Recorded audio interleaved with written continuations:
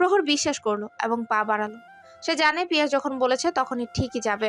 ছোটবেলা থেকে প্রহর পিয়াস দুজনেই মিথ্যে বলতো না এবং যা বলতো সেটাই পালন করত। প্রহর ছাদ ত্যাগ করতেই পিয়াস ছাদের কিনারা দেয়াল ঘেঁষে বসে, অন্ধকার আকাশে তাকিয়ে দীর্ঘশ্বাস ছেড়ে বলে, সময়ের পরিবর্তনে শ্বাসটাও যখন অস্বস্তির লাগে, তখন সব ভালো মানতেও দেখতে বিস্তৃত লাগে। প্রহর ছাদ থেকে নেমে ঘরে না গিয়ে নিচে গেল। পাবেল আর আসিফকে নিচে একটা রুমে থাকতে দেওয়া হয়েছে। সে যে দেখলো পাবেল ফোনে কথা বলছে আর আসিফ বিছানায় শুয়ে আছে। প্রহরকে ঘরে আসতে দেখে পাবেল ফোন রাখে। আসিফ উঠে বসে, জিজ্ঞেস করে, তুই এখন এখানে কেন? আবারও ঠোঁটে দুষ্ট হাসি নিয়ে বল, তোর তো এখন বলবো কথা বলার ঘরে সিনেমা দেখার কথা মামা। আসিফের কথায় পাবেলও হেসে ফেলে। দুজনের হাসি দেখে প্রহর কপালে ভাঁজ পড়ে।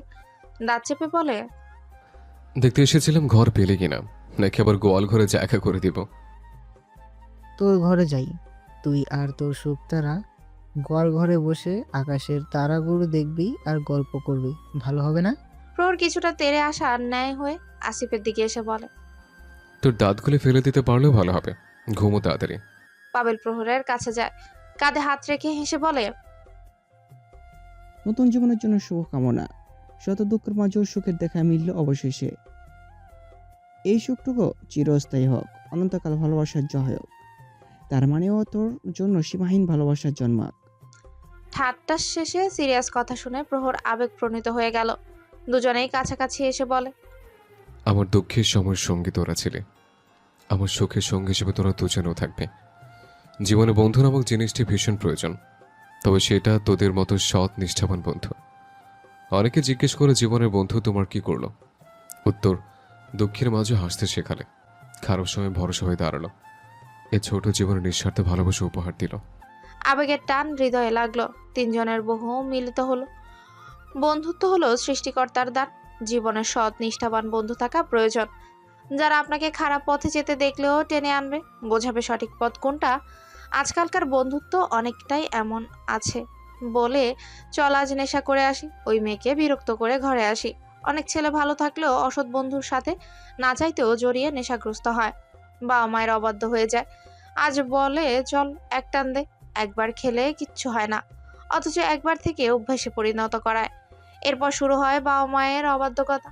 একজন ভালো বন্ধু যেমন সুন্দর পথ দেখায়, তেমন একজন খারাপ বন্ধু অন্ধকারে হারিয়ে নিয়ে যায়। প্রহর সিঁড়ি বেয়ে উঠছে, মাঝ সিঁড়িতেই পা থেমে যায়। পেছনে তাকালেই তৎক্ষণাৎ, কিন্তু কাউকে দেখতে পেল না। কিন্তু তার স্পষ্ট মনে হলো পেছনে কেউ আছে। বাড়িতে তো কেউ জেগে নেই এ সময়। পিয়াস ভাই তো ছাদে। তবে কি আমার মনের ভুল? হয়তো তাই। মনের ভুল ভেবে উপরে উঠে যায়। ঘরে ঢোকার আগে আরেকবার আশেপাশে তাকায়। প্রহর নিজের ঘরের ভেরানো দরজায় হাত দেয়। কাঠের দরজা কিছুটা শব্দ করলো। ঘর অন্ধকার হয়েছে। চেনা ঘরে সুইচ খুঁজতে অসুবিধা হলো না। লাইট জ্বালাতেই দেখলো মিথি বিছানার একপাশে শুয়ে আছে। লাইটের আলো চোখে পড়তেই চোখের পাতা নড়ছে, পিট পিট করছে। চোখে আলো যেন অসহ্য লাগছে সেটাই বোঝাচ্ছে। প্রহর তার মুখের দিকে চেয়ে হেসে ফেলে, শব্দহীন হাসি ঠোঁটের কোণে রেখে মিথির হাত চাকিয়ে আলতো করে ডাকলো, মেথি। হ্যাঁ। একবার ডাক দিতে মিথি হকচকিয়ে উঠে পড়ে। ভালো মতো না দেখে না বুঝেই বলল, কি হয়েছে আম্মা? ঘরে কি ডাকাত পড়লো? প্রহর ভ্রু উঁচিয়ে তাকায়। মিথির ঘুমো ঘুমো চেহারা দেখে এবার জোরেই হেসে ফেলল। হাসির শব্দে মিথি চোখ ডলে তাকায়। সামনেই প্রহর হাসছে, সাদা দাঁতগুলো চকচক করছে। শ্যামলা গালে হাসি বেশ মানিয়েছে। প্রহর এভাবে তাকিয়ে থাকতে দেখে হাসি বন্ধ করে, বলে, ঘরে ডাকাত পড়েছে, শুকতারাকে চুরি করতে বড় ডাকাত এসছে। এতটুকু বলেই মিথির পাশে বসে। রিধি এখনো তার অধরে রয়ে গেছে হাসি। খুব একটা হাসি না দেখতে পাওয়ার ঠোঁটে হাসি আজ বড়ই ভালো লাগলো। নীরবতায় দুজনেই কিছুক্ষণ নিশ্চুপ রইল। মিথিও কি বলবে বুঝতে পারল না। এর মধ্যে বেমালুম ভুলে বসলো স্বামীকে সালাবে। সায়দা বানু বলেছিল। প্রহর ডান পাশে মিথির দিকে তাকালো। উদরে শাড়ির উপর হাতটা ধরায়। তীব্র বাসনা জাগলো। হাতটা কি ধরবো? মিথি সামনে থেকে নজর সরিয়ে বাম পাশে তাকায়। চোখে চোখ পড়ে। সে চোখে তার জন্য সমুদ্র সমান ভালোবাসার ঢেউ খেলছে। বিয়ে করার সময় কি বলেছিলেন? বিয়েটা কি করব? কেন, তুমি কি মন থেকে রাজি ছিলে না? প্রহরের চোখে জানার আগ্রহ। হাসি মুখটা কিছুটা কালো হয়ে এসেছে। তা কখন বললাম? অধিকার আছে আপনার, হাত ধরতে পারেন। আর আপনি আমায় তুমি বলছেন যে? প্রহর অনুমতি পেয়ে ডান হাতটা মুঠোয় নেয়, শক্ত করে ধরে যেন ছেড়ে দিলে হারিয়ে যাবে। মিথির সত্তা কেঁপে উঠল। এ হাতের ছোঁয়া আজ অন্যরকম লাগছে, অনুভূতি হচ্ছে অবর্ণীয়। মিথি প্রশ্নের উত্তর দিল এবার। স্ত্রীকে 2 টাকা সম্মানের নয়, আগের সম্পর্ক আর এখনের সম্পর্কে ভিন্নতা আছে। তুমি আমার অর্ধাঙ্গিনী, আমার জীবনের সকল সুখ দুঃখের সাথে। জীবনের শেষ পর্যন্ত থাকতে হবে আমার পাশে। মিথির মুগ্ধতা বাড়ল, নিষ্পলক দৃষ্টিতে তাকিয়ে রইল। উঠে পড়ে দাঁড়ায় প্রহর। হুট করে মিথিকে দাঁড় করিয়ে নিজের সামনাসামনি আনে। কাছাকাছি হতেই মিথি নড়তে ভুলে গেল। প্রহর হাতখানা সামনে ধরে বলে, আমার এই বুক পাঁজরে তোমাকে রাখতে চাই। সন্ধে নামলে ব্যস্ততা ভুলে নেড়ে ফিরে তোমার মুখটি দেখতে চাই। নির্ঘুম রাতে অন্ধকার আকাশের চাঁদ দেখে গল্প করে রাত্রি পার করতে চাই। হঠাৎ দুপুরে ক্রান্তির শহরে তোমার কাঁধে মাথা রেখে শান্তির নিঃশ্বাস নিতে চাই। এই স্বার্থের দুনিয়ায় আমি তোমার আলিঙ্গনে থাকতে চাই। তুমি কি আমার সুখে অসুখের কারণ হবে? সুখের মাঝে অসুখ থাকবে, আমি শুধু সুখ নয়, অসুখের মাঝেও তোমায় খুঁজে নেব। তোমার ত্রুটিহীন হতে হবে না, তুমি শুধু আমার একান্ত হইও। মিথি স্তব্ধ। এমন অনুভূতি সে পড়লেও কখনো শুনেনি। ঝিম ধরে আছে শরীর। অনুভূতিরা তার মনে দোলা দিচ্ছে। প্রচন্ড আকাঙ্ক্ষা নিয়ে সামনের মানুষটার উত্তরের আশায় চেয়ে আছে। মিথি প্রহরের হাতের উপর আরেকটা হাত রাখলো, তার চোখের দিকে তাকিয়ে বলল, স্বামী রূপে যখন গ্রহণ করেছি তখন আজীবন পাশে থাকবো। নান্দনিক দুনিয়ায় আপনার অসুখ সারানোর দায়িত্ব নেব। সুখ বলতে আমি দুঃখের মাঝে হাসিকে বুঝি। সেই হাসি সুখের হোক, দুঃখের সাথে লড়াই করে সামনে এগিয়ে যাওয়ার পথ তৈরি হোক। সেই পথে আপনার হাতে আমার হাত থাকুক মৃত্যুর আগ পর্যন্ত। প্রহর শুনল। মিথির কথা শেষ হতেই হুট করে মিথির বক্ষে জড়িয়ে নেয়। মিথির মাথা ঠেকে ওর বুকে। মিশ্র অনুভূতিতে সিক্ত হলো দুজনের হৃদয়। অবশেষে পূর্ণ অনাকাঙ্ক্ষিত ভালোবাসা। প্রহর একটু সরে এলো, মিথির মাঝে সামান্য দূরত্ব রেখে ঠোঁট ছোঁয়ালো কপালে। মিথি চোখ বন্ধ করে শক্ত করে ধরলো হাত। ঠোঁটের ছোঁয়া গাঢ় হলো, ঠেকলো নাকের ডাগা ও অধরের কোণে। শেষ ভাগে মিথির হৃদস্পন্দন বাড়লো, বুকের বাপাশে ধুকপুক করছে। প্রহর হেসে অনেকটা কাছে আসে। মিথি দুহাতে জড়িয়ে ধরলো প্রহরকে, হাত ঠেকলো পিঠের পেছনে কাজ জড়িয়ে। নিস্তব্ধ রাতে অমাবস্যায় ঝুলিয়ে দিল। ভালোবাসায় কেউ ভালোবাসার চাদরে মরবে, কেউ বা স্মৃতি মনে করে নির্ঘুম রাত জাগবে। পিয়াস ঘরে এসেছে একটু আগে, এসেই দেখে শার্লিন ঘুমিয়ে গেছে। ক্লান্ত অসুস্থ শরীর, ঘুমিয়ে যাওয়া স্বাভাবিক। ডাক্তার বলেছে রেস্ট নিয়ে এবং সময়মতো ঘুমোতে। পিয়াস ধীর পায়ে গিয়ে বসে জানলার সামনে চেয়ারটায়। পেছনে আমবাগান থেকে ঝিঝি পোকার ডাক ভেসে আসছে। সে আওয়াজ কানে আজ যেন বিষের মতো বাজছে। এক পলক পেছনে বিছানায় গুটিসুটি মেরে শুয়ে থাকা শার্লিনের দিকে তাকালো। তারপর মনে পড়লো প্রহরের কথা। মাথা থেকে সেসব ভাবনা ঝেড়ে ফেলতে চাইলে, কিন্তু পারল না। সময়ের সাথে সবকিছু পরিবর্তন হয়, এই ভালো লাগাও পরিবর্তন হবে, কিন্তু সেই সময় অপেক্ষা করতে হবে। অনুভূতির দ্বার প্রান্তে দাঁড়িয়ে তখন মনে হবে তাকে ছাড়া জীবন অচল, কিন্তু একদিন সে অনুভূতি মিথ্যে মনে হবে যদি জীবনে কেউ দ্বিগুণ ভালোবাসে। এসব ভাবতে ভাবতে কখন চোখ লেগে এসেছে বুঝতে পারেনি। এখানে শুয়েছেন কেন? বিছানায় ঘুমান, সমস্যা হলে আমি নিচে ঘুমাবো। পিয়া সজাগ হলো। শার্লিনের কণ্ঠ কর্ণগোচর হতেই চোখ মেলে। পেছনে শার্লিন দাঁড়িয়ে আছে। পিয়াস এক পলক তাকালো, চেয়ার ছেড়ে উঠে বিছানায় গেল। বলল, এটা বাংলা সিনেমা নয়, বাস্তব জীবন। তাই সিনেমাটিক কথা বাদ দিয়ে যেখানে শুয়েছিলিস সেখানে আবার শুয়ে পড়। শার্লিন চোরা চোখে তাকালো। পিয়াস ততক্ষণে শুয়ে পড়েছে। শার্লিনও তার পাশে খানিকটা দূরত্ব বজায় রেখে শুয়ে পড়ল। দুজন দুপাশে মুখ ফিরিয়ে নিয়ে শুয়ে আছে, কারো মুখেই কথা নেই। বিয়ে কোনো ছেলে খেলা নয়। বিয়ে যখন করেছি তার দায়িত্ব পালন করব। শার্লিন সবে চোখ বন্ধ করেছে, তখনই পিয়াসের কথা শুনে চোখ খুলে পাশ ফিরে দেখলো সে এর দিকেই তাকিয়ে আছে। উত্তরে বলল, তাই তো। সমস্যা নেই, ভালোবাসা পাবার আশা করে বিয়েতে তো বসিনি। জানতাম কেমন হবে পরিস্থিতি। আপনাকে কিছুতে জোর করব না, সংসার নামমাত্র হলেও চলবে। পিয়াস এবার ঘুরে তাকালো, চোখে চোখ পড়লো। বিষাদ চোখে রাগ ফুটে উঠলো। বলল, দায়িত্ব বলতে কি বুঝিস? শুধু ভাত কাপড়ের? হ্যাঁ, এর মধ্যে ভালোবাসাও আছে। তবে সেটা না হয় একটু সময় নিয়ে বাসি। অনুভূতি তো এত তাড়াতাড়ি ভোলা সম্ভব নয়। সব কিছুতে সময় লাগে। অনন্ত সময় নিন, আমার কোনো সমস্যা নেই। পিয়াস আবার ওপাশে ঘুরলো। ঘুমিয়ে পড়তে বলে নিজেও চোখ বন্ধ করলো। ঘুম কি আর আসলো? শার্লিনের ওষুধের পাওয়ারে খানিক বাদে ঘুমিয়ে তলিয়ে গেল। সকাল হতে প্রহরের ঘুম ভাঙলো। আর মোড়া দিয়ে উঠতে অনুভব করলো বাম পাশে বুকের মাঝে কেউ আষ্টে পৃষ্ঠে আছে। মিথি ঘুমিয়ে আছে, জড়িয়ে ধরে আছে প্রহরের কাঁধ। নিষ্পাপ মুখশ্রী আজ বেশি মায়াবী লাগছে। এলোমেলো চুলগুলো মুখের উপর থেকে সরিয়ে দিল, কিছু একটা ভেবে হাসলো। আনমনে চেয়ে বলে উঠল, আজ শুকতারা তার নিজস্ব আকাশ পেয়েছে। সে আকাশ এবং শুকতারা মালিক আমি নিয়েছে। সবকিছু কেমন কাল্পনিক লাগছে। সত্যি কি শুকতারা তার হয়েছে? তখনই বাহির থেকে দরজা ধাক্কানোর শব্দ হলো। প্রহর মিথিকে সরিয়ে দিয়ে উঠে পড়ে। মিথি নড়ে চড়ে আবার ঘুমো। প্রহর দরজা খুলে দেখে সানিয়া দাঁড়িয়ে আছে। কে চাই? সানিয়া বাঁকা হেসে ঘরে উকি দিয়ে বল, দাদি পাঠালো মিথিলাকে গোসল করে নিতে। ভালোবাসায় কি বেশি ছিল অন্যের হবু বউ তোমার ঘাড়ে চাপলো? প্রহরের রাগ উঠল, কিছু বলতে গিয়ে থামলো, কারণ সায়দা বানু এদিকেই আসছে। রাগে হাত মুষ্টিবদ্ধ করে ধীরে বলল, কেন বলো তো? তোমার সামনেও ভালো হতে চাই।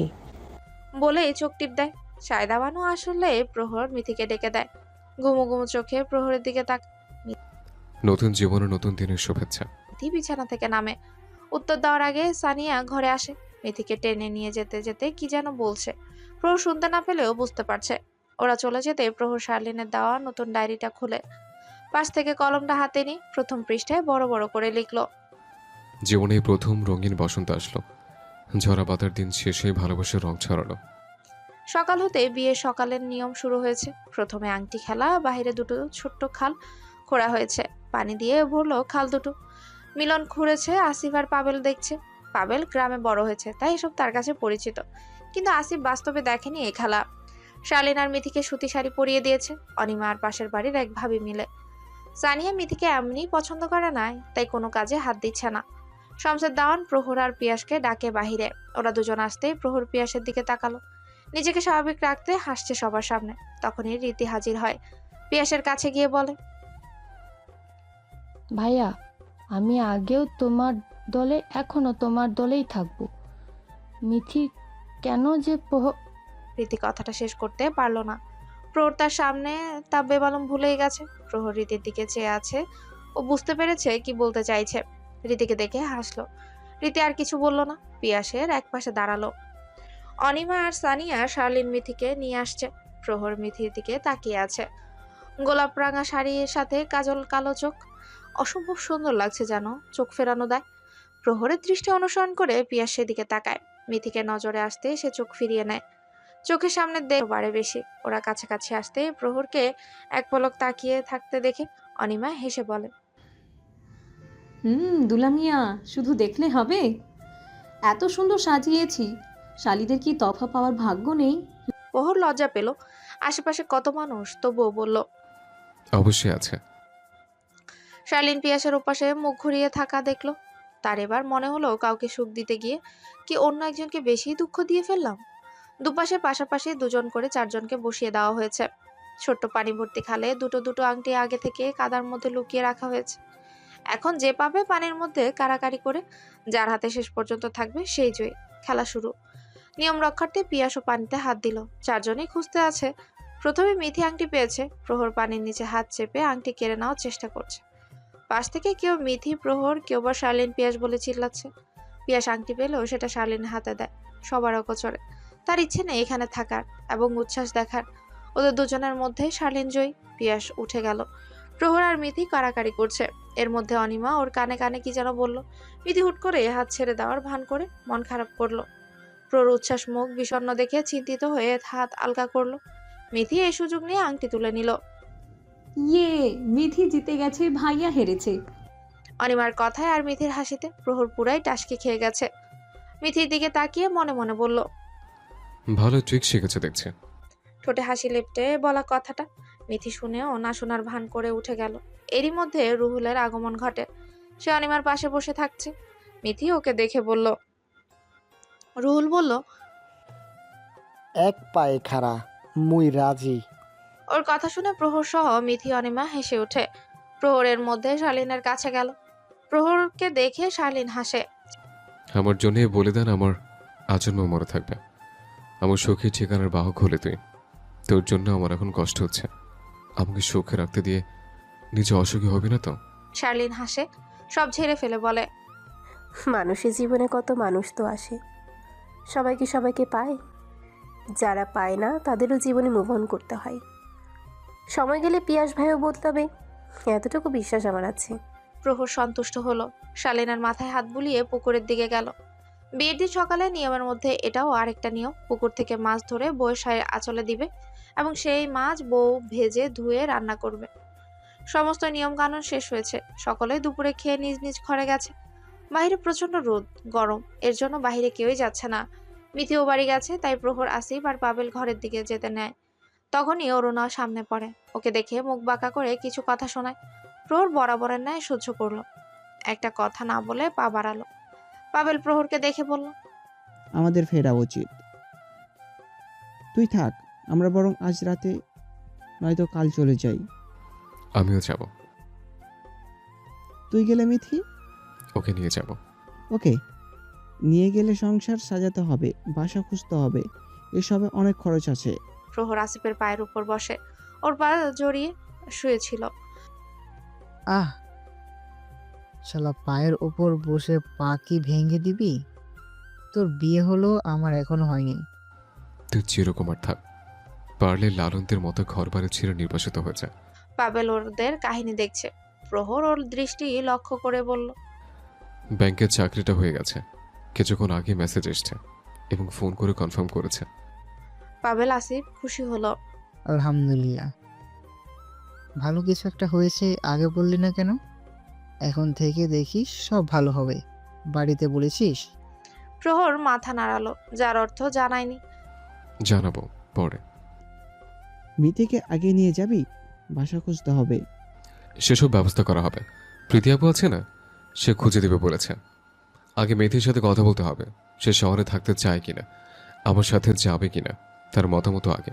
প্রহর ঘরে বসে আছে, আখির আসার নামও নেই। বাড়িতে সকলে জবের কথা পাবেল বলেছে।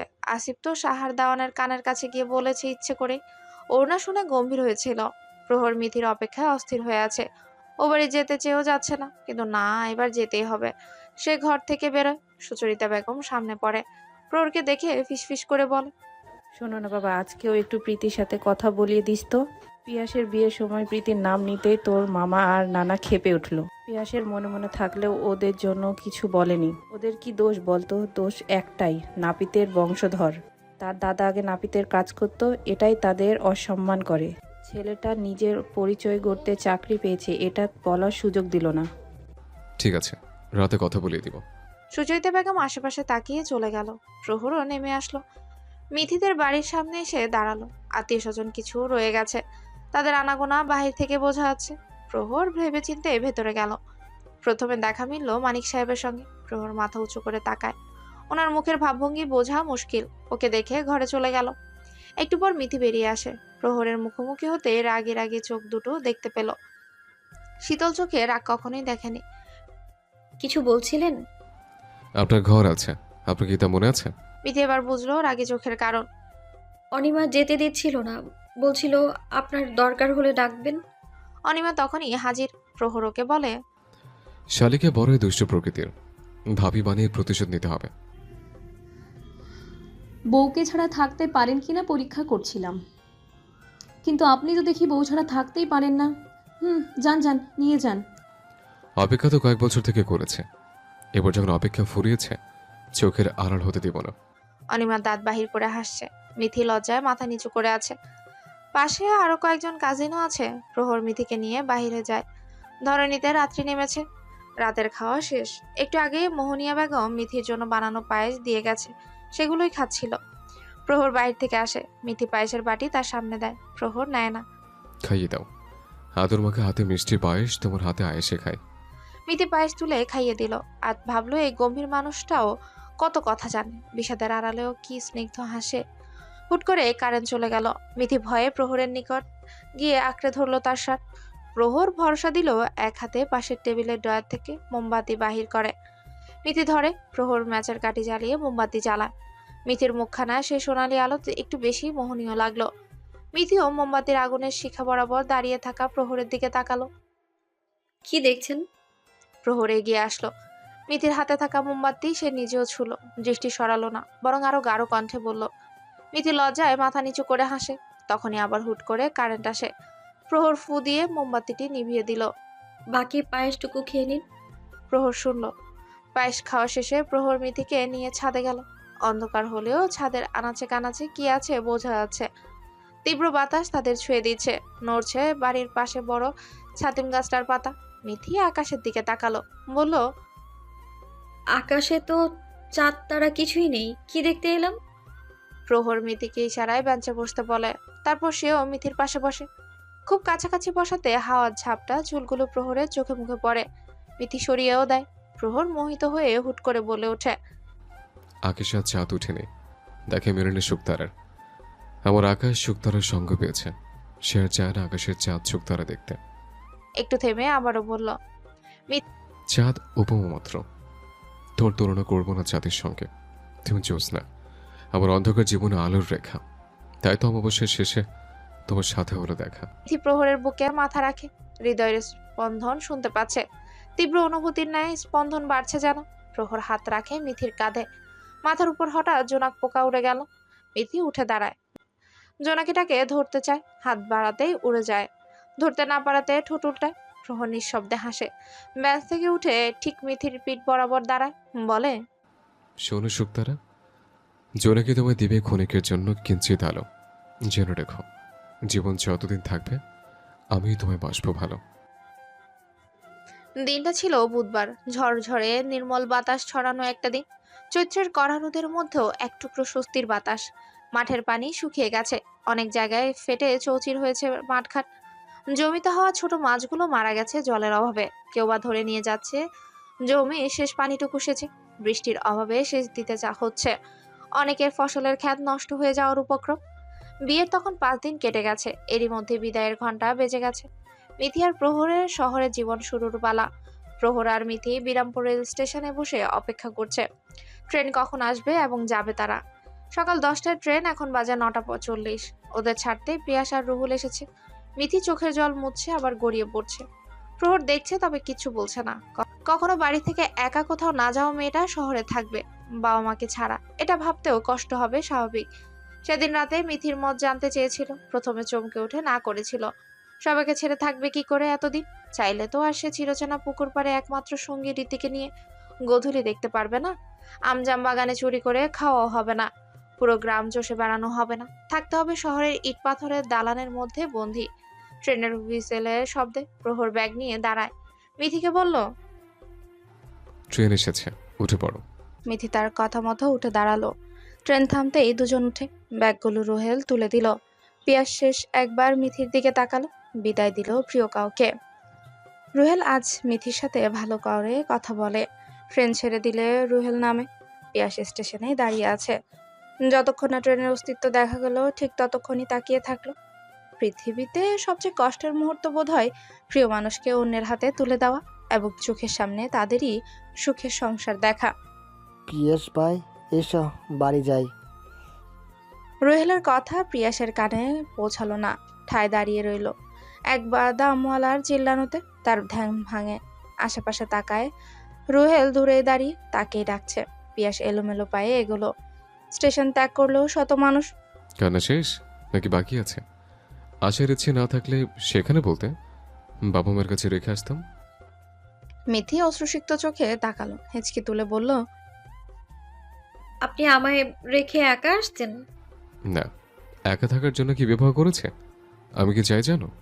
মিথি জানার আগ্রহে চোখ মুছল, ভ্রু উঁচিয়ে জানতে চাইল। আমাদের ছোট্ট একটা সংসার হবে, ব্যস্ত শহরের এক কোণে। জীবনে তাগিদে গ্রাম ছেড়ে শহরকে বেছে নিতে হবে। সেই শহরে আমরা না হয় ছোট্ট একটা নিজস্ব শহর বানাবো। ক্লান্তির অফিস শেষে আসার পথে তোমার জন্য 2টো বেলি কিংবা তোমার প্রিয় শিউলি আনবো। তুমি দরজায় দাঁড়িয়ে অপেক্ষা করবে। অপেক্ষা শেষ করে আমি ফিরবো। ঘামার্ত মুখ থেকে তোমার শাড়ির আঁচল দিয়ে মুছে দিবে। ঠান্ডা এক গ্লাস জল সামনে ধরবে। সবশেষে রাতে ঘুমোতে গিয়ে কিছুক্ষণ না হয় সুখ দুঃখের গল্প করব। ক্লান্ত দিন পেরিয়ে গল্প শেষে তোমার আলিঙ্গন ঘুমিয়ে পড়বো। এক জীবনে আমার তোমার থেকে এতটুকু চাওয়া রইল। মিথির কান্না বন্ধ হলো। প্রহরের এমন সুন্দর সংসার বর্ণনা শুনে সে মুগ্ধ হলো। এত সুন্দর কথা কিভাবে বলেন?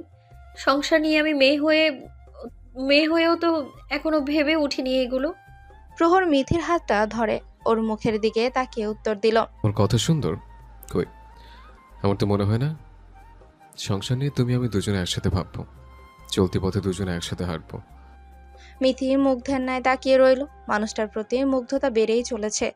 কি স্নিগ্ধতার কথার অনুভূতি, অথচ একটা সময় কথাই বলতো না, দূরে আড়ালে থাকতো। এখন শুনতেও ভালো লাগে যে ডায়েরির পাতা একদিন ছুঁতে না পারা। ডায়েরির প্রতিটি ভাঁজেই ছিল তারই ভালোবাসার অনুভূতি সাজানো। সেই অনুভূতি সিক্ত মানুষটা পুরোটাই তারই দখলে। কেমন স্বপ্ন মনে হয় না? সেদিনই বিয়ে ঠিক পিয়াস ভাইয়ের সাথে। হুট করে প্রহর ভাইয়ের সাথে প্রণয় ঘটল। পরে অবশ্য প্রহরের থেকে সব সত্য শুনেছে।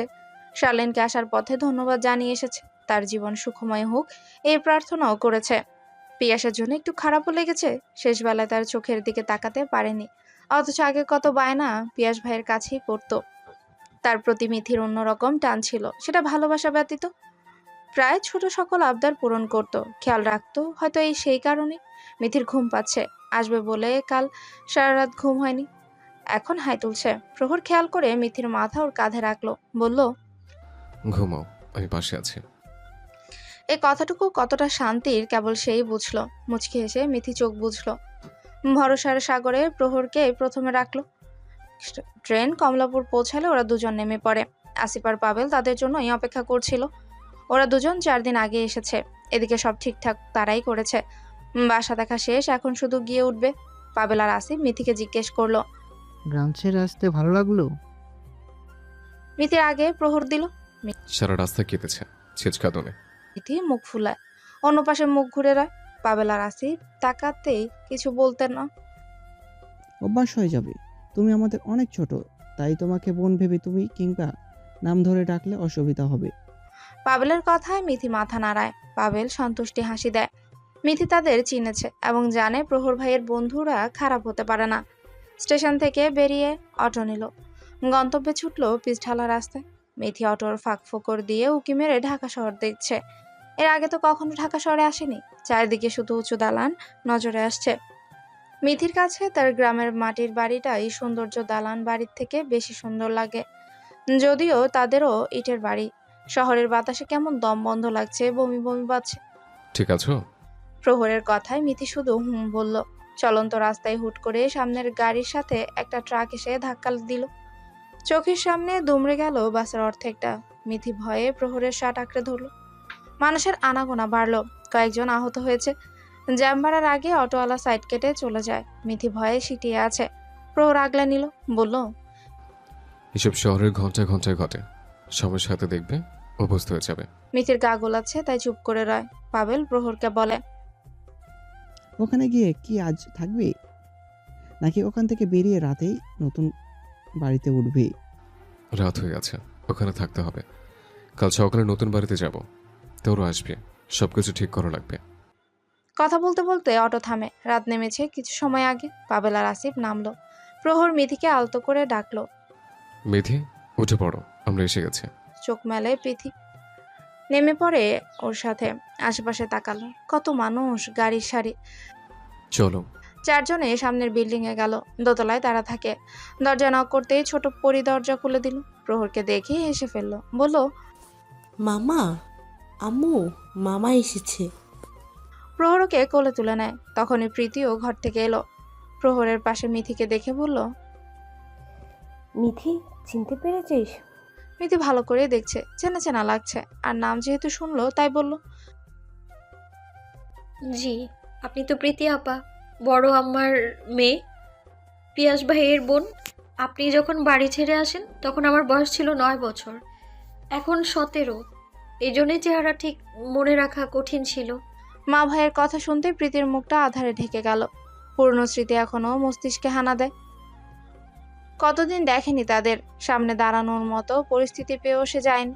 সে ভুল নয়, সঠিক মানুষকে বেছে নিয়েছিল, তাই তো আজ সুখে সংসার করছে। কিছু অভিমান, অভিযোগ সবাইকে সবার কাছ থেকে দূরে রেখেছে। আপা, দুলাভাই আসেনি? না, আসবে একটু পরেই। তোরা ভিতরে আয়। আমি কেমন পাগলের মতো দাঁড় করিয়ে রেখেছি।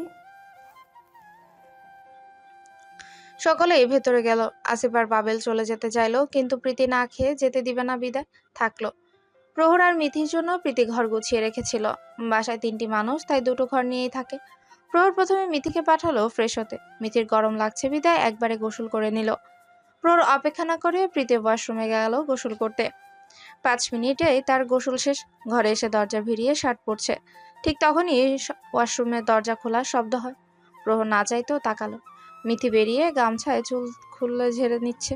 তার খেয়াল নেই একপাশে দাঁড়িয়ে কেউ একজন তার দিকে তাকিয়ে আছে। মিথি হুট করে অনুভব করলো তার পেছনে কেউ একজন দাঁড়িয়েছে। সে তড়িৎ গতিতে পেছনে তাকায়। প্রহর নেশাক্ত চোখে তার দিকে তাকিয়ে আছে। পলক ফেলছে না দেখে মিথি আমতা আমতা বলতে চাইল। প্রহর ঠোঁটে আঙুল ঠেকিয়ে চুপ করতে বলল। কিছুটা কাছে এসে মিথিকে আবারও আগের ন্যায় ঘুরিয়ে দিল। ভেজা চুলের ঘ্রাণ নিতে নিতে মাতাল কণ্ঠে বলল, তোমায় ভেজা বেশি মনে লাগে, দৃষ্টি ফেরানোর দায় হয়েছে। এত সুন্দর কি তুমি? নাকি আমার পাগল মন ও দৃষ্টি? মিথি জড়ানো কণ্ঠে উত্তর দিল, আপনি পুরো মানুষটাই সুন্দর, তাই সবকিছু সুন্দর লাগে। মিথির কণ্ঠ থমকে আসছে। প্রহর মিথির পরিস্থিতি বুঝে সরে এলো। বাহির থেকে প্রীতির ডাক এলো। প্রহর বেরিয়ে যেতেই মিথিও কোনো মতে চুল আছড়ে বেরিয়ে এলো। পরের দিন সকাল হতেই প্রহর আর মিথি প্রীতিদের বাড়ি থেকে বেরিয়ে আসে। পাবেল আর আসিফ নতুন বাড়ির জন্য কিছু জিনিস আগেই কিনেছিল, যেমন তোশক, বালিশ, আরও কিছু কেনার বসকে আছে। হাঁড়ি পাতিল, রান্নার জিনিস সবই কিনতে বেরিয়েছে প্রহর আর আসিফ। পাবেল থেকে গেছে, আজ হিমিকে নিয়ে সাথে এসেছে এবং মিথির সঙ্গে দেখা করাবে বলে। হিমি প্রহরকে আগে থেকে চিনে, প্রেমিকের বন্ধুকে না চিনবে কে। পাবেলের থেকে ওদের প্রেমের কাহিনী শুনে দেখতে চেয়েছিল সেই মিথিকে। এখন ওরা 3জনই বাড়িতে আছে। হিমি আর মিথি গল্প করছে। কিছু মুহূর্ত যেন একে অপরের পরিচিত হয়ে উঠেছে। তাদের গল্পের মাঝে হাসির শব্দে ঘর বাজছে। পাবেল এক দৃষ্টিতে হিমির দিকে চেয়ে আছে, ভাবছে এই মেয়েটাকে কি সে পাবে, আর যদি পেয়েও যায় সুখী রাখতে পারবে তো। হিমির মতো মেয়ে খুব কম পাওয়া যায়। মেয়েটা বেশ মিশুক এবং বুঝতার, তবে মাঝে মাঝে অবুঝের ন্যায় করে। প্রহর আর পাবেল প্রায় সংসারের সব জিনিসই নিয়ে এসেছে। বিকেল হতে সব গোছগাছ শেষ। দুপুরে সবাই বাইরে গেছে, রাত থেকে রান্না করবে। বিকেলের আড্ডা হিসেবে ছাদে গেছে সবাই। হিমি আর মিথি গল্প করছিল, আর ওরা 3জন মিলে কথা বলছে। একটু পর আসিফ মিথি আর হিমিকে নিচে পাঠালো একটা কাজ দিয়ে, এবং তারা আসছে বলে জানালো। ওরা 3জন যেতে আসিফ লাইটার বাইর করে সিগারেট জ্বালায়। একটা পাবেলকেও দিল। তারা নিত্যদিন ধূমপান করে না, তবে মাঝে মধ্যে শখে টানে। আসিফ এবার প্রহরের দিকে একটা সিগারেট এগিয়ে দেয়। এ না ভাই, ডাকিস না। এই আসিফ, ও ভদ্র ছেলে, ওকে ডাকিস না। ও শুধু প্রিয়সীর নেশায় আসক্ত থাকুক। পিথি থেমে গেল, ছাদের দরজায় দাঁড়িয়ে রইল। মিথি কণ্ঠ শোনা মাত্র ওরা 2জন হাত লুকায়, তারপর ধীরে ধীরে ছাদের উপর থেকে ফেলে দিল।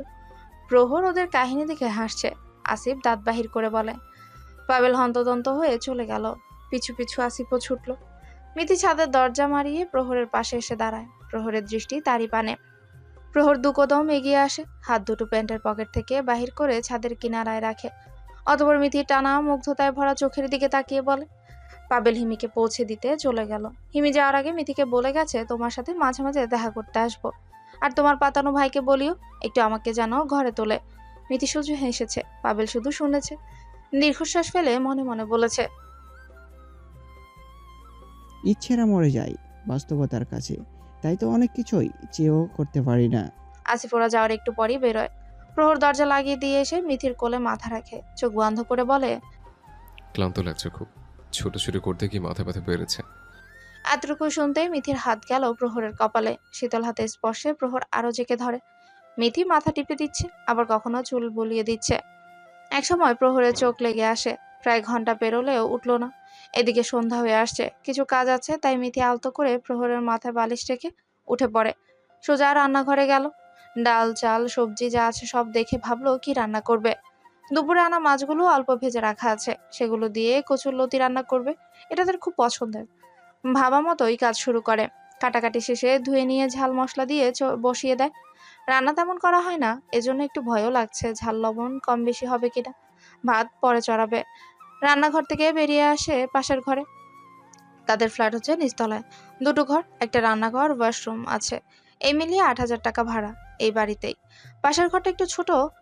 তাদের ছোট্ট সংসার এখানে গড়ে উঠবে। সামর্থ্য হলে একদিন নিজেদের বাড়িও হবে। সে বাড়ি গ্রামেই করবে। শেষ বয়সে তো সেখানেই থাকতে হবে। প্রহর ঘুমো ঘুমো চোখে তাকালো। আশেপাশে মিথিকে না দেখে উঠে পড়ে। কোথায় গেল মেয়েটাকে? ওকে খুঁজছে ঘর থেকে বেরোয়। রান্নাঘর থেকে শব্দ আসছে দেখে সেখানে গেল। কি করছে এখানে? আচমকা কণ্ঠে মিথি চমকে ওঠে। প্রহরকে দেখে শান্ত হয় আর বুকে থুতু দিয়ে বলে, এমন কেউ আচমকা ডাকে? ভয় পেয়ে গিয়েছিলাম তো। রান্না করছি দেখছেন না? তরকারি রান্না শেষ, ভাতও হয়ে এলো বলে। তা তো দেখছে, কিন্তু একা মাতব্বরি করতে কে বলেছে আমাকে ডাকতে? আপনি ক্লান্ত ছিলেন, ঘুম দরকার ছিল।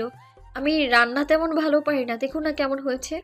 প্রহর একটুখানি তরকারি দেখে চোখে দেখে। মিথি তাকিয়ে আছে ওর দিকে উত্তর শোনার আশায়। ভালো হয়েছে। হঠাৎ নজর পড়ে হাতের দিকে। কি হয়েছে এখানে? নিজের হাতটা টেনে সামনে আনে। মিথি কিছুটা ভয়ে ঢোক গিলে বলে, ওই ঘর মুছতে গিয়ে এক সাইডে একটু একটা পেরেক ছিল, আমি দেখিনি তো, সেটাই লেগে কেটে গেছে। প্রহর চোখ পাকায় বলে, বাহ, ভালো কাজ পড়ো। জায়গাটা বাঁধনি কেন? ঝাল ধরেনি? একটু ধরেছিল, সমস্যা হবে না। আপনি যান, আমি ভাত নামিয়ে আসছি। প্রহর গেল। মিথি ভাতের মার পিষিয়ে ঘরে গেল। দেখলো প্রহর চুলা ছায়। ওকে আসতে দেখে বলে, চলো আজ রাতের শহর ঘুরতে বেরোবো। তোমায় নিয়ে হুট করে রিক্সায় ঘুরবো, তোমার পছন্দের ঝালমুড়ি খাওয়াবো, ফেরার পথে একটা লাল গোলাপ উপহার দেব। দুজনেই নির্জন এক রাস্তায় হাঁটছে।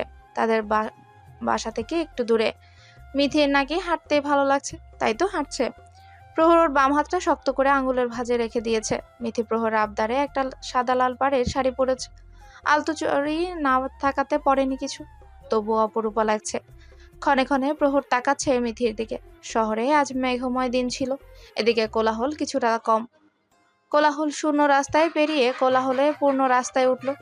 দূরে রাস্তার পাশে ফুলের দোকান। প্রহরের নজরে এলো। মিথিকে দাঁড় করিয়ে প্রহর ছুটল। হাজার ফুলের মধ্যে একটা লাল গোলাপ আর একটা হলুদ সূর্যমুখী ফুল নিল। রাস্তা পার হতে গিয়ে আবারও নজরে পড়ে আরেকটা দোকান। প্রহর সেদিকে ছুটে। মিথি শুধু তাকিয়ে তার পাগলামো দেখছে। প্রহর দৌড়ে আসে, ফুল দুটো মিঠির এক হাতে দিয়ে দেয়, আর এক হাতে থাকা লাল কাচের চুড়িগুলো নিজ হাতে পরিয়ে দেয়। এবার সুন্দর লাগছে। মিথি কাচের চুড়ি পেয়ে যেন আরো বেশি খুশি হলো। ঠোঁটের কোণা হাসির রেখা দেখা দিল। প্রহর আবারও সে হাসিতে মুগ্ধ হলো। আলতো এনেছে, কিন্তু কিভাবে দিব? প্রহর আশেপাশে তাকায়। কাঙ্ক্ষিত জায়গা পেতে মিথিকে টেনে নিয়ে গেল এক পাশে। একটা বেঞ্চ আছে, ওখানে মিথিকে বসিয়ে দিল। প্রহর নিচে বসে পড়ল। মিথির ডান পাখানা হাঁটুর উপর রাখলো। আলতার গাঢ় প্রলেপ লাগিয়ে দিল মিথির শ্যামবরণ পায়। মিথি কেবল মুগ্ধ চোখে দেখছে। তার কপালে এত ভালোবাসা সুখ লেখা ছিল, তা কিভাবে বুঝবে যদি প্রহর জীবনে না আসতো? শেষ, এবার পারফেক্ট ম্যাচিং, একদম অপরূপা লাগছে।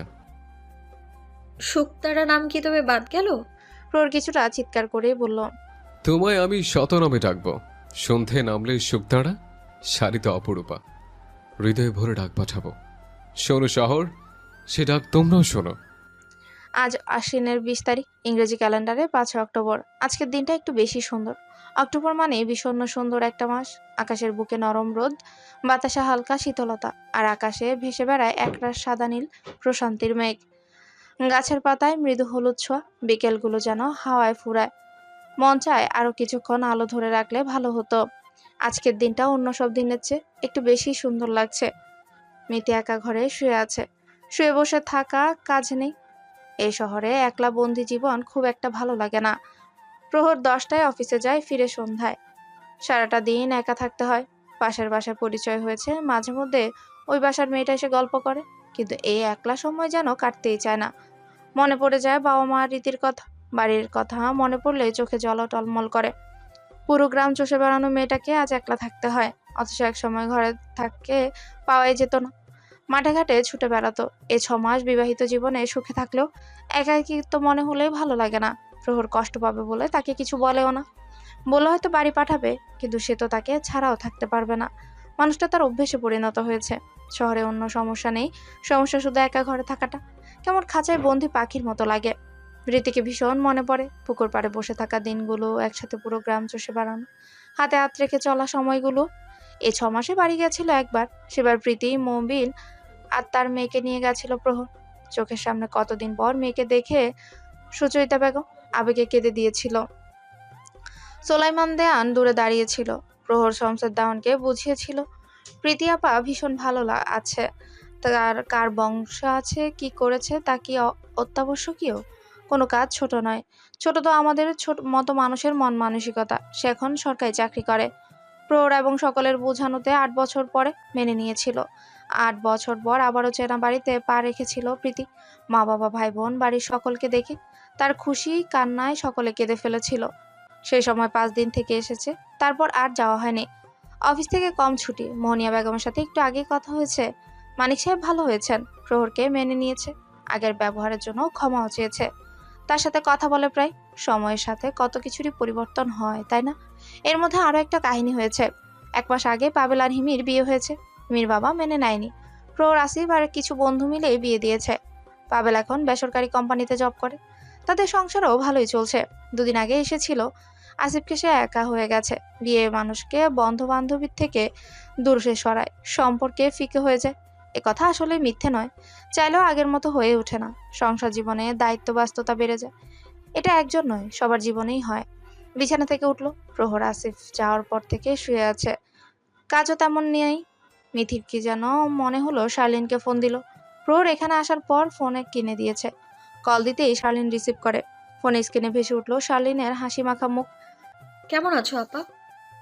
আমি তো সবসময় ভালো থাকি। পিয়াস ভাই কি মন থেকে মেনে নিয়েছে? শার্লিন হেসে ফেলে। পাশে পিয়াস বসা, তার হাসি দেখে ভ্রু কুচকে তাকায়। তাকিয়ে জিজ্ঞেস কর। ফোনটা পিয়াসের দিকে ঘুরায়। পিয়াস স্বাভাবিকভাবে তাকালো মিথির দিকে। একটু কেমন লাগলেও পিয়াসের কথার ধরন পাল্টে গেল। কি জিজ্ঞেস করবি? বাড়ি আসবি না? পেয়ারা গাছে পেয়ারা সব পাখিরা খেয়ে নিচ্ছে। রীতি রোজ তোর কথা ভেবে মন খারাপ করে পুকুর পাড়ে একা বসে থাকে। দাদা তো তোর কথা সারা দিন বলে। তার গানের সঙ্গী হারিয়ে গেছে। মিথির মন খারাপ হলো। তারও সবার কথা মনে পড়ে। ফোন দেখলে কথা বললে তো মন ভরে না। মনটা চায় ছুটে চলে যায়। শার্লিন এবার ফোন নিজের সামনে ধরে। মিহির আধার মুখ দেখে বলে, প্রহর ভাই বলল একলা থাকতে নাকি ভালো লাগে না তোর। তাহলে একটা বুদ্ধি দিই, শোন। মিথি আগ্রহ নিয়ে চেয়ে থাকে। শার্লিনের কথা শুনে মিথি চোখ বড় করে তাকায়, সাথে লজ্জাও পায়। পাশে পিয়াস আছে, সেও তাকায় শার্লিনের দিকে। ভুল বলেছি? একটা বাচ্চা থাকলে তোকে নিয়ে সময় কাটতো। বলেন পিয়াস ভাই, ঠিক বলেছি না? মিথি লজ্জায় পড়ে। উত্তর না দিতে পেরে হুট করে ফোন কেটে দেয়। এদিকে শার্লিন হেসে ওঠে। ওর হাসি দেখে পিয়াস বাঁকা চোখে তাকায়, বলে, এসব ফাউল বুদ্ধি কই পাস? আপনার থেকে। পিয়াস অবাক করা চাহনি নিয়ে তাকায়, জানতে চায়, আমার থেকে মানে? জানিস আমি ভদ্রলোক। এমন দুষ্ট বুদ্ধি আমার মাথায় ঘোরে না। যারা তোর মতো দুষ্টু বাদর, তাদের মাথায় ঘোরে। হ্যাঁ, এই জন্যই তো আপনি একটা। শার্লিনের কথা খুঁজে পাচ্ছে না। মুখ আমি একটা কি বল?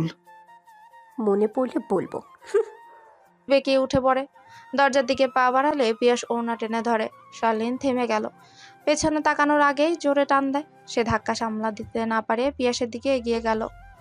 ওর উপর পড়তে গিয়েও পড়ল না, আটকে রইল দুহাতের মাঝখানে। পিয়াস শার্লিনকে দুহাতে জড়িয়ে রেখেছে। ছাড়ানোর চেষ্টা করছে, কিন্তু পারছে না। পিয়াস শুধু হাঁটছে আর তার কাহিনী দেখছে। ছাড়ুন, আপনি না ভদ্রলোক? হ্যাঁ ভদ্রলোক, তাতে কি? ভদ্রলোকের প্রমাণ কি বউয়ের কাছে দিতে হবে? না, মানে আম্মা ডাকছে। ভালো না বাসলেও মুখ ভার করে থাকতি। এখন ভালোবাসার কথা বললেও লজ্জায় পালাস। আসলে চাস কি? অথচ মানুষকে দুষ্টু বুদ্ধি দিচ্ছিস। প্রহর ফোন করলে ওকে বলবো তুই মিথিকে কি সব বুদ্ধি দিস। তোকে থাপ্পড় মেরে সোজা করবে। এই না, এসব বললেন না, আমার লজ্জা লাগবে। প্রহর ভাই না। ওরে লজ্জাবতী। কপালের সাথে কপাল ঠেকিয়ে বলল কথাটা। শার্লিন থেমে গেল। বুক ধুকপুক করছে। অনুভূতিরা ডানা মেলে মন আকাশে উড়ছে। শার্লিনের মুখের দিকে চেয়ে হুট করে পিয়াস ওকে ছেড়ে দিল। ছাড়া পেতে শার্লিন বাহিরে ছুটে। পিয়াস পেছন থেকে শব্দ করে হেসে উঠে। সময়ের সাথে আসলে অনেক কিছু বদলায়। একটা মানুষের সাথে এক ঘরে থাকতে থাকতে মায়া জন্মায়। ভালোবাসা না হোক, ভালো লাগা জাগে। সেই ভালো লাগা থেকে ভালোবাসার পরিণতি। তাদের সম্পর্ক ঠিক তেমনই হয়েছে। আজ ভালো লাগা তৈরি হয়েছে, কাল ভালোবাসা হবে। ধরণীতে সন্ধে নেমেছে, সূর্য ডুবেছে একটু আগে। মিথি প্রহরের আসার অপেক্ষায় ব্যালকনিতে দাঁড়িয়ে রাস্তার দিকে তাকিয়ে আছে। মিথির কাছে দিনের সবচেয়ে আনন্দময় সময়টা এই সন্ধেবেলা। পাখিরা যেমন সন্ধ্যা হতেই ফিরে যায় নীরে, তেমনি প্রহরও আসে তার ভালোবাসার গন্তব্যস্থলে। অপেক্ষা ফুরলো দূর থেকে প্রহরকে রিক্সা করে আসতে দেখে। অফিস বেশি দূরে না, কাছেই। দুপুরে খেতে আসে, তবে আজ আসেনি, কাজের চাপ বেশি ছিল, সেখানেই খেয়ে নিয়েছে। মিথি ঘর থেকে বেরিয়ে দরজার কাছে দাঁড়ায়। প্রহর রিক্সা থেকে নেমে বাড়ির ভেতর আসতেই নিত্যদিনের ন্যায় প্রিয় হাসিমাখা মুখটা দেখতে পেল। ক্লান্তির শহরে মায়াবী হাসিটা তাকে তৃপ্তি দেয়। মিথি এসে প্রহরের হাত থেকে অফিসের ব্যাগটা নিয়ে ঘরে গেল। এক গ্লাস ঠান্ডা পানি সামনে ধরলো। প্রহর খেয়ে নিয়ে হাসলো, ওড়নায় মুখ মুছে বলল, সবটা এখন সত্যি হয়েছে। আমাদের ছোট্ট সংসারে ভালোবাসার ঢেউ খেলছে। দুপুরে আসেননি যে? আজ কাজ ছিল তাই আসেনি। তোমাকে বললাম না দুপুরে। হুম। প্রহর ব্যাগ থেকে একটা প্যাকেট বের করে। মিথি দেখছে শুধু। প্যাকেট থেকে বেলি ফুলের গাছরা আর কয়েকটা শিউলি ফুল মিথির হাতে দিল। মিথি যেন খুশিতে নেচে উঠল। শিউলি ফুল তার ভীষণ পছন্দ। একসময় এই শিউলির সাথে প্রহরের তুলনা করত, বছরে একবার দেখা মিলত বলে। আজ মানুষটা প্রতিদিন তার পাশে থাকে, চোখ বন্ধ করে বেলি ফুলের ঘ্রাণ নেয়। বেলির মাতাল করা ঘ্রাণে মুগ্ধ হতে বাধ্য সবার মন। প্রহর মিথির হাত থেকে একটা শিউলি ফুল নিয়ে কাঁধে গুজে দিল, বলল, আমার শিউলি ফুলকে জন্মদিনের শুভেচ্ছা। অক্টোবরের মতোই শুদ্ধ তার মন, যে মনে আমার চিরকাল বসবাস। মিথি অবাক হলো। আজ 5 অক্টোবর তার জন্মদিন, তারই মনে নেই। অবশ্য এসব জন্মদিন কোনো কালেই পালন করা হয়নি, তাই মনেও রাখেনি। প্রহর আরও একটা ছোট্ট কাগজে মোড়ানো জিনিস বাহির করে মিথির হাতে দেয়। মিথি ভ্রু উঁচিয়ে জিজ্ঞেস করে, এটা কি? খুলে দেখো। মিথি পেপার মোড়ানো জিনিসটা খুলে চকচকে 1 ডজন নীল চুড়ির দেখা পেল। ঠোঁটের হাসি যেন আরো শিথিল হলো। মিথি সে মেলার দিনের কথা মনে পড়ল। এমনভাবে পেপারে মোড়ানো চুড়ি ছিল। লুকিয়েছিলাম, আজ নিজ হাতে দিচ্ছে। এমন একটা সময় আসবে জীবনে কখনো ভাবিনি। মিথি প্রহরের দিকে হাত এগিয়ে দিল। প্রহর বুঝতে পারলো যে সে কি চায়। কাচের চুড়িগুলো মিথির হাতে পরিয়ে দিল। বেলি ফুলের গাজরাটাও চুলের খোপায় সাজিয়ে দিল। তারপর মুগ্ধ চোখে তাকিয়ে থাকলো। মিথি তার দৃষ্টি দেখে লজ্জা পেল। তার এই তাকিয়ে থাকার অভ্যাস যেন পেল না। আপনি এখন আমাকে এত ভালোবাসেন যে শেষ পর্যন্ত এরকমই ভালোবাসা থাকবে তো, নাকি গ্রামে বলা প্রবাদ বাক্য ভালোবাসা একদিন জানালা দিয়ে পালাবে? প্রহর মুচকি হাসলো। সামান্যতম দূরত্বটুকু গুছিয়ে ফেললো। মিথির হাতটা ধরে চোখের দিকে এক দৃষ্টিতে তাকিয়ে গাইল। প্রহর থামলো। মিথির মুগ্ধ হয়ে শুনলো তার গান। মানুষটার মধ্যে তাকে মশগুল করার মতো কতই অনুনব গুণ রয়েছে। আপনি কবিতার সঙ্গে গানও সুন্দর গাইতে পারেন কবি সাহেব। মিথি একটু দূরে গেল। চুরি পরা হাত দুটো প্রহরের সামনে ধরে, হাত নাড়িয়ে রিনিঝিনি আওয়াজ তুলে। তারপর নিজে নিজে খিলখিলিয়ে হেসে ওঠে। প্রহর বারবারের ন্যায় সেই হাসিতে মুগ্ধ। নিঃশাক্ত চোখে তাকিয়ে কণ্ঠে মাদকতা মিশিয়ে বলে, তোমার মুখে হাসি দেখার জন্য তোমার সঙ্গে অনন্তকাল বেঁচে থাকতে চাই। আর আমি আপনার সঙ্গে মৃত্যুবরণ করতে চাই। প্রহর এগিয়ে আসে। মিথির কপালে গাঢ় একটা চুমু এঁকে দেয়। গালে হাত রেখে গভীর দৃষ্টিতে তাকিয়ে বলল, চলো হারিয়ে যে শহরের কিনারায়, জীবন মরণ পরের হিসাব। যতদিন বেঁচে আছে সুখে অসুখে একসাথে থাকি।